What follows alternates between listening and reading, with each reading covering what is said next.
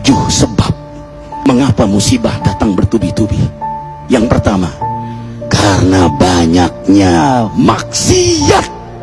Surah Yasin ayat 19 yang kita baca setiap hari. Kemalangan terjadi, musibah terjadi, malapetaka terjadi karena dosa keterlaluan kalian kepada Allah. Yang kedua, karena banyaknya orang berbuat zalim. Dengarkan surah Qasas ayat 59. Kami tidak akan menghancurkan satu daerah kecuali para penduduknya banyak berbuat zalim. Anak durhaka pada orang tua, istri yang berani kepada suaminya, perampok, pembunuhan di mana-mana. Ini mengundang bala bencana. Yang ketiga, mengundang bala bencana karena kelakuan tangan-tangan manusia.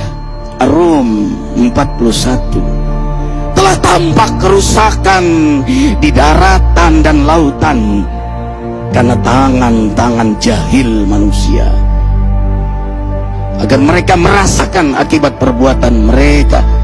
Sebagian mereka merasakan akibat perbuatan mereka, agar mereka kembali kepada Allah. Yang keempat, bencana terjadi karena para tokoh melakukan kemaksiatan dan kezaliman. Dengarkan dengan iman, wahai penduduk Indonesia yang mulia.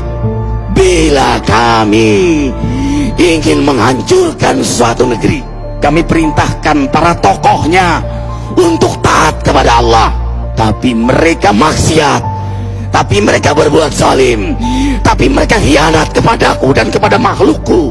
Fahaqa alaihil qaul, maka haklah untuk mereka datang bala bencana seperti kaum Ad, kaum Samud, kaum Lut, kaum Nuh. Kami hancurkan sehancur-hancurnya. Siapa tokoh itu? Para pemimpin kita yang sumpah Al-Quran di kepalanya, demi Allah tidak korupsi. Lalu korupsi. Siapa lagi? Hartawan, orang-orang kaya yang dengan harta berpoya-poya, sombong, maksiat dengan kekayaannya di tengah orang yang banyak menderita. Siapa lagi? Ulama yang menjual ayat-ayat Allah dengan murah. Subhanallah. Yang kelima, mengapa bala bencana terjadi? Karena orang-orang soleh, orang-orang baik diam melihat kemaksiatan dan kemungkaran. Surah Al-Anfal ayat 25. Takutlah kalian dengan musibah yang tidak hanya menimpa orang yang maksiat, orang yang berbuat zalim, tapi juga kalian orang-orang soleh.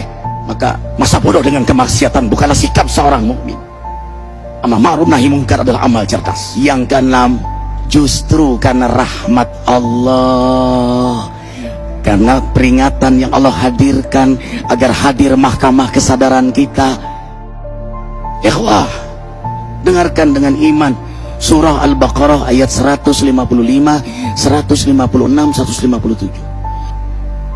Kami pasti uji kalian dengan sesuatu yang buat kalian takut lapar, takut miskin, takut kematian. Tapi kabarkan berita gembira bagi hamba Allah yang sabar dari semua ujiannya, yang mereka berkata, sesungguhnya kami milik Allah dan sungguhnya kami akan kembali kepada Allah.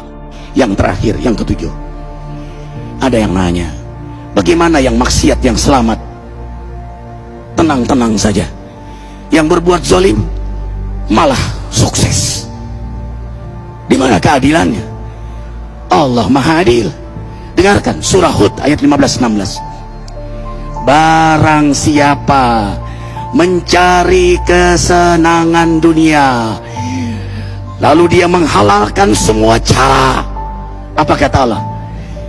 Kami beri, tapi di akhirat tidak mendapatkan secuil pun kenikmatan, malah nikmat di dunianya menjadi bahan bakar azab untuk dirinya. Itulah istidrat. Lalu apa sikap kita sekarang? Orang beriman menjadikan peristiwa apapun sebagai jalan untuk mendekatkan dirinya kepada Allah.